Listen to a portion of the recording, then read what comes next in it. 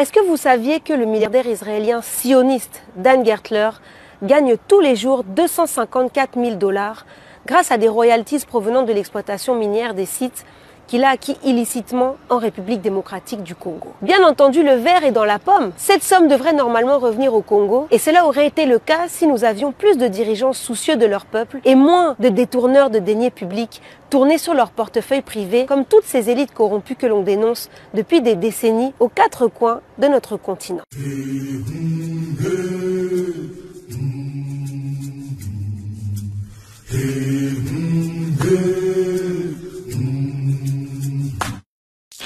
Imaginez ce que l'État congolais pourrait faire avec 254 000 $ par jour pour améliorer les conditions de vie de nos populations. Ça fait 7 620 000 $ par mois. Ça représente le salaire de plus de 38 000 enseignants supplémentaires, leur formation et de nouvelles infrastructures scolaires dans ce pays où on nous parle de la gratuité de l'enseignement, alors que depuis que cela a été lancé, le nombre d'élèves par classe a triplé. On se retrouve avec parfois 100 élèves, dont certains sont contraints de suivre les cours à même le sol. Le niveau scolaire des jeunes Congolais est de plus en plus catastrophique. 254 000 $ par jour, cela fait de sacrés kilomètres de routes, des routes dont nous manquons drastiquement dans ce pays de 2 345 409 km².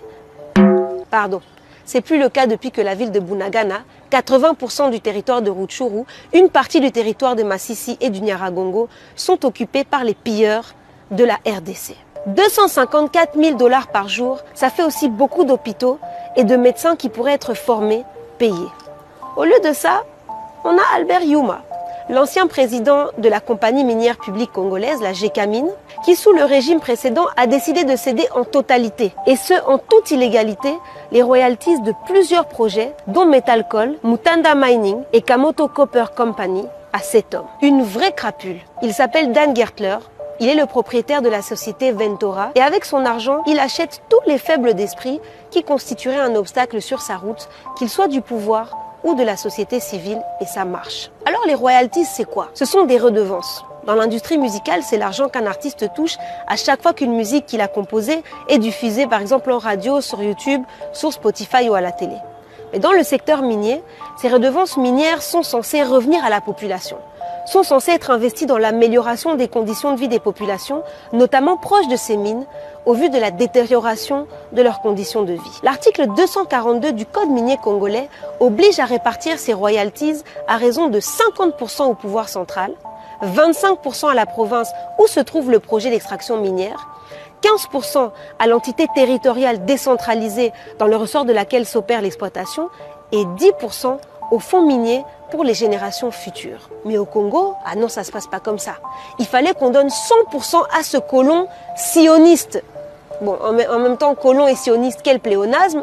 Comment l'État congolais peut-il continuer à laisser un homme d'affaires israélien jouir de ces sommes qui devraient pourtant revenir en entièreté au peuple congolais? Eh bien à cause des Congolais qui se succèdent au pouvoir en reproduisant les mêmes schémas. Ils regardent ce qu'ils gagnent directement, ce qui ira directement dans leur poche. Les générations futures, ceux qui laissent comme acquis dans le pays pour marquer leur gouvernance, on dirait qu'en tout cas, c'est pas leur problème. On commence en 2000, quand le président Laurent Désiré Kabila, qui a pris le pouvoir à Mobutu, accorde à Dan Gertler l'exclusivité de la vente des diamants congolais en échange de 20 millions $.